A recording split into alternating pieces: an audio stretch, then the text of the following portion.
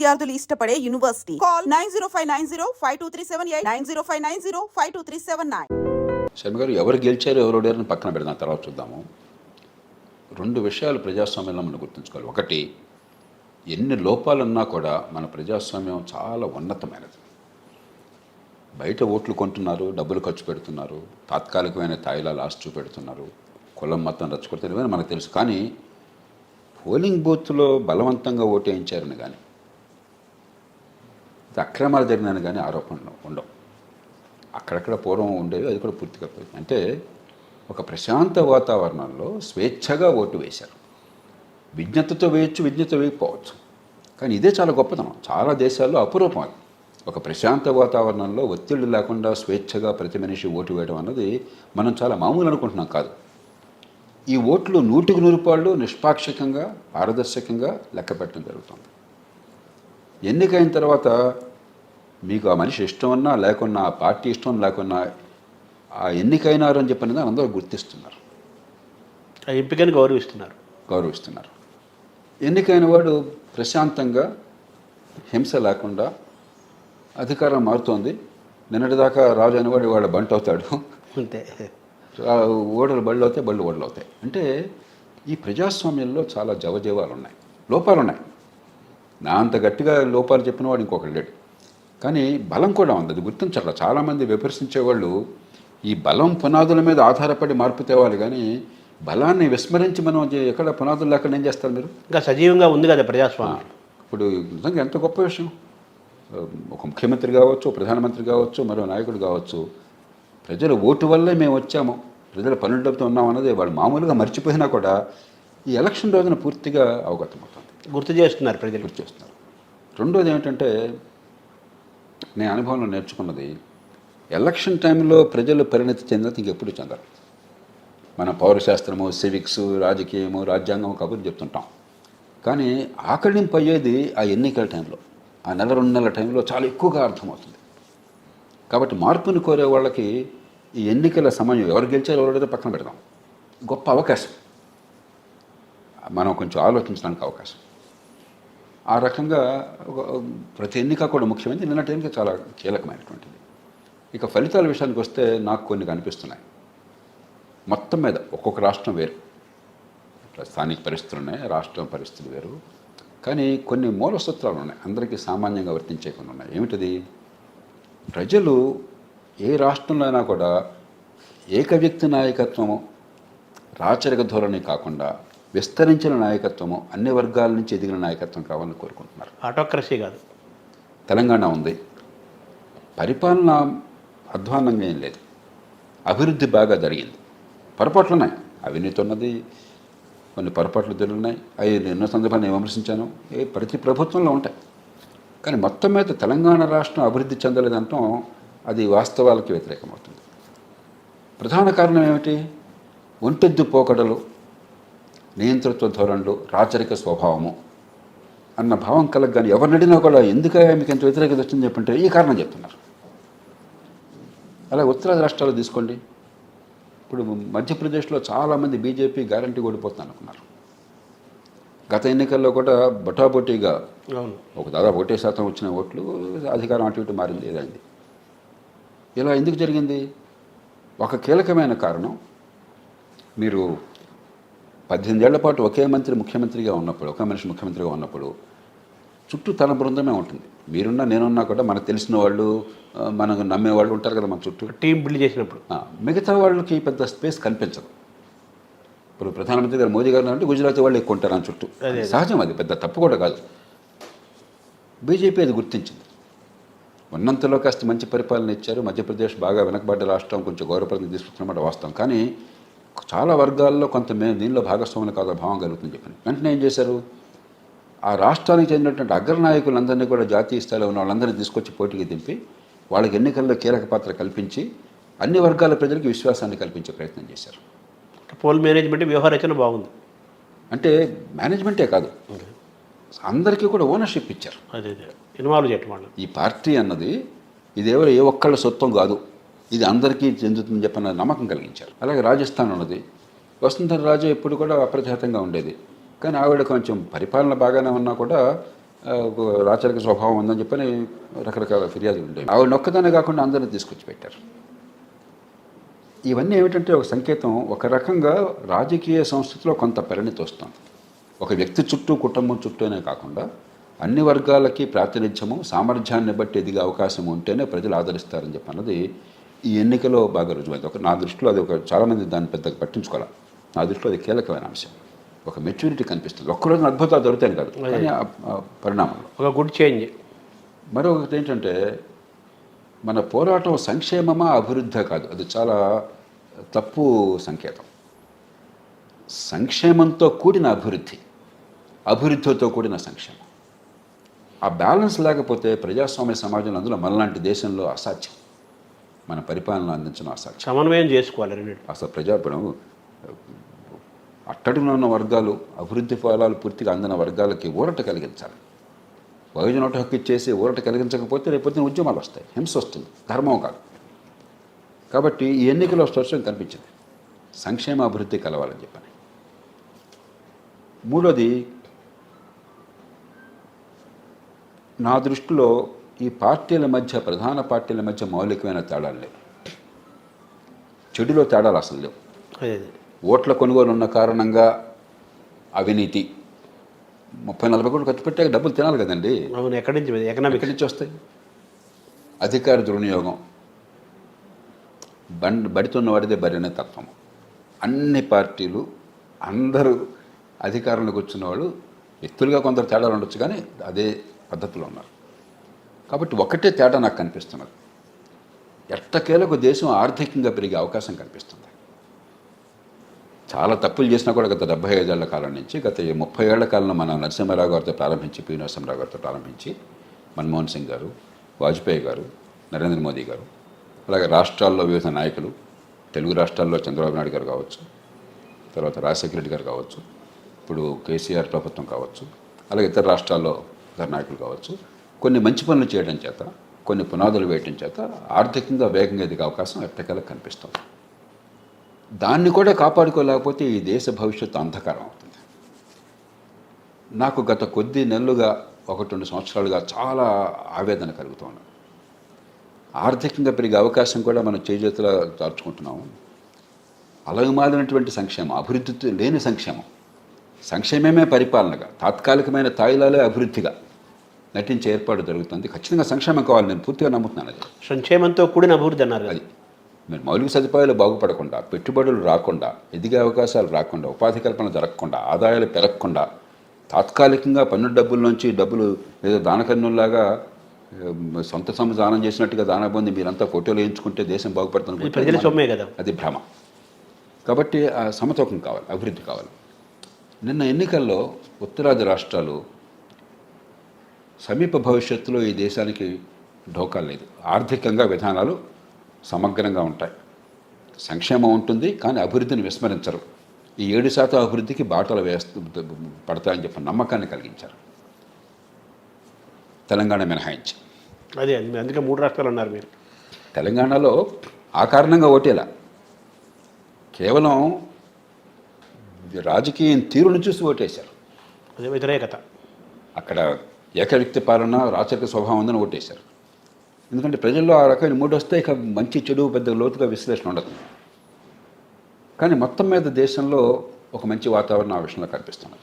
అంటే 3 రాష్ట్రాల్లో కూడా అభివృద్ధి పట్ల మీకు విశ్వాసం ఉంది పాలనలో, నిన్న ఫలితాలు పట్ల. తెలంగాణ పట్ల what is your complaint sir, main complaint? పార్టీలు ఏవైనా పెద్ద తేడాన్ని ఆలోచించకూడదు, కానీ ఖచ్చితంగా తెలంగాణలో అభివృద్ధి, సంక్షేమాన్ని, సమతూకాన్ని పాటించే ప్రయత్నం జరిగింది గత 5-10 ఏళ్ళుగా.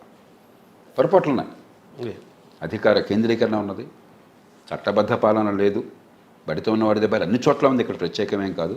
అవినీతి ఉన్నది, నిజాయితీగా మాట్లాడుకుందాం. అది లేకుండా వ్యక్తులుగా నిజాయితీ పరులైనా సరే, మన్మోహన్ సింగ్ గారు ప్రధానమంత్రి అయినా సరే, మనం ఉన్న ఎన్నికల వ్యవస్థలో వ్యక్తి నిజాయితీగా ఉన్నా కూడా వ్యవస్థ అవినీతిమయం కావడం అనివార్యం.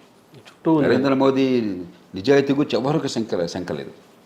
కానీ ఆయన ప్రధానమంత్రి అయిన మాత్రం చేత ఆయన పార్టీలో అక్రమాలు జరగకుండా ఉంటాయి, అక్రమార్జన లేకుండా రాజకీయాన్ని చేస్తారనుకుంటే మనం భ్రమలో ఉన్నాం.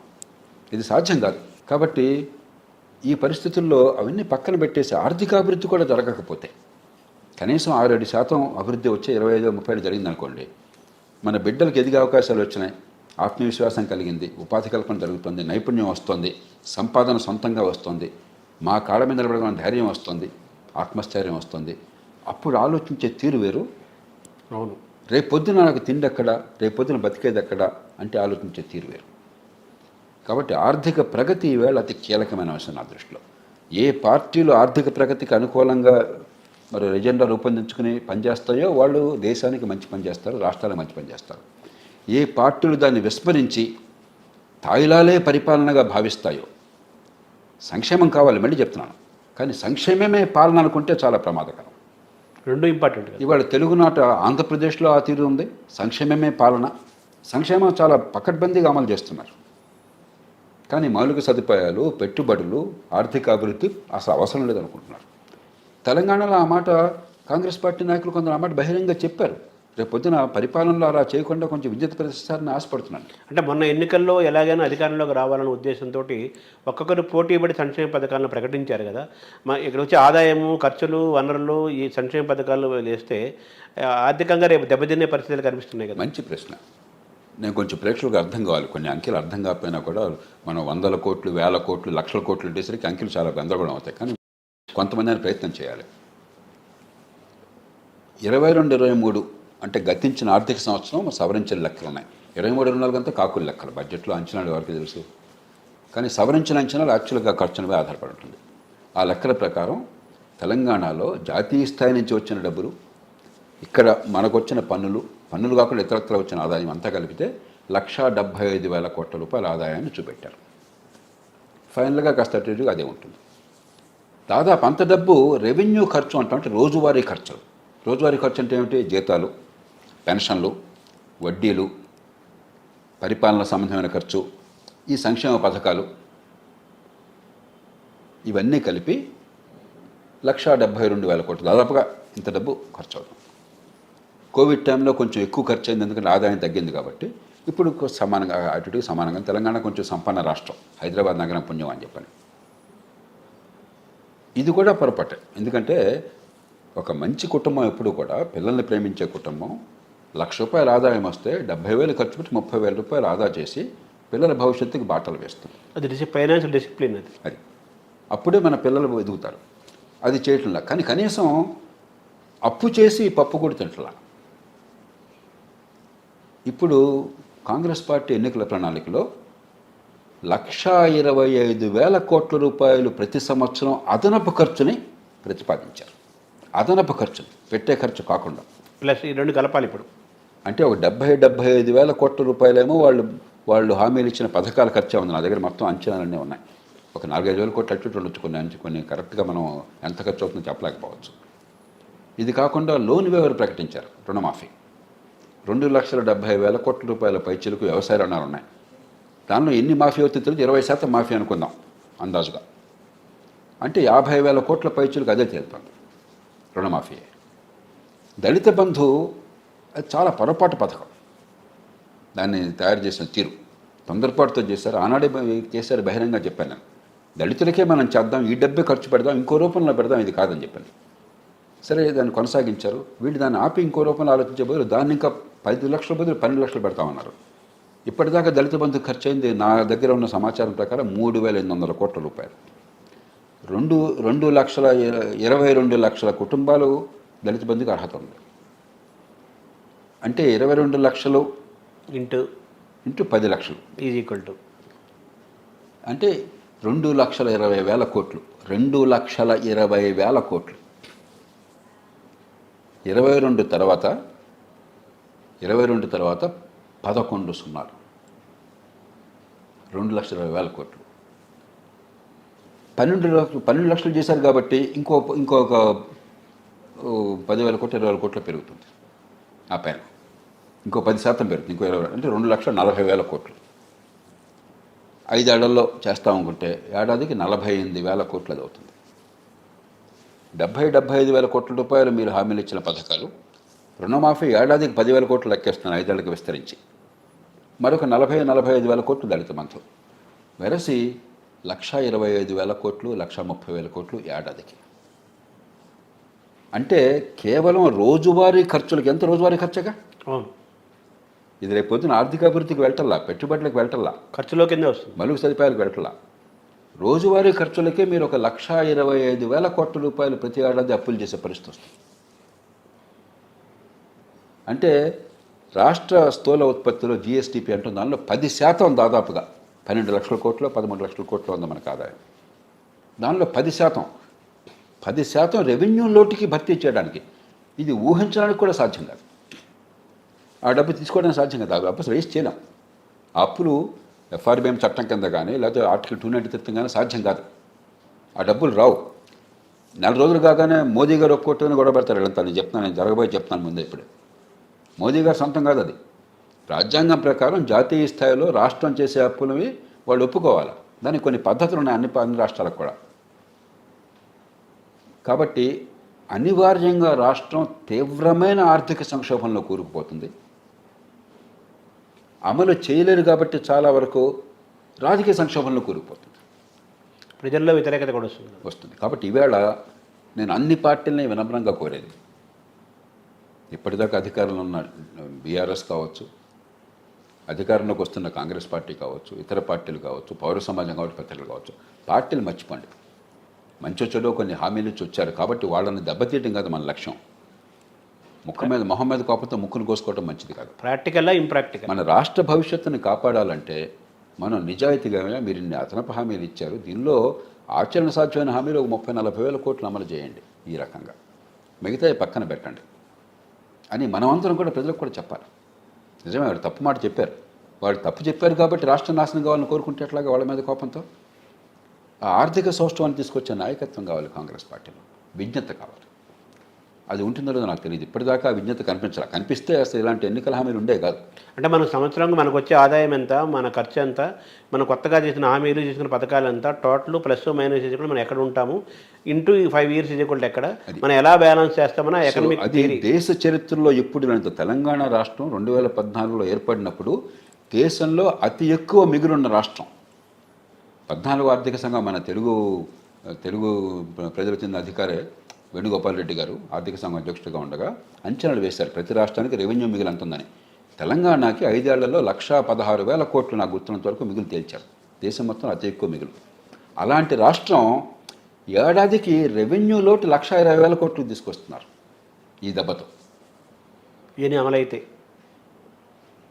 అంచేత ముందు దాని నుంచి కాపాడాలి.